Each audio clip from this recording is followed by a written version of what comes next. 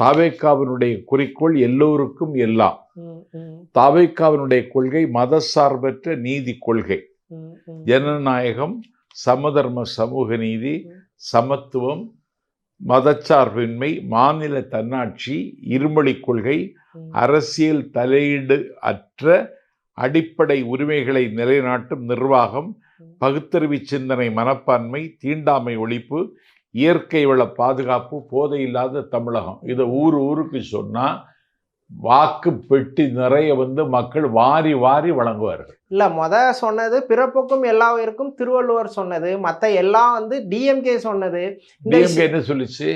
மற்ற விஷயங்கள் அதெல்லாம் கிடையாது.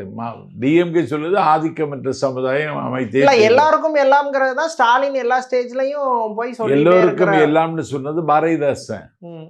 அதான் ஸ்டாலின் சொன்னாரு, இப்ப தம்பி விஜயும் சொல்றாரு. அப்ப அந்த விஷயங்கள்லாம் பேசும்போது இன்னொரு டிஎம்கே மாதிரி தானே. ஆமா, திமுகவின் நீட்சி தான் தம்பி விஜயனுடைய கட்சி. அதனாலதான் நான் விஜய் கட்சியில சேர்ந்தேன். டிஎம்கேவை தான் அரசியல் எதிரி, நேரடி அரசியல் எதிரி. திமுகவினுடைய நீட்சி தம்பி. திமுக உள்ளீடற்று போய்விட்டது, உள்வெளி இழந்து விட்டது, உற்சாகத்தை இழந்து விட்டது, களத்துக்கு வருவதற்கான வலிமை அது இழந்து விட்டது. இன்னைக்கு ஒரு வலிமையான சக்தியாக விண்ணுக்கு மண்ணுக்கு விஸ்வரூபம் எடுத்திருக்கிற தலைவர் தாவேக்கா தலைவர் விஜய்.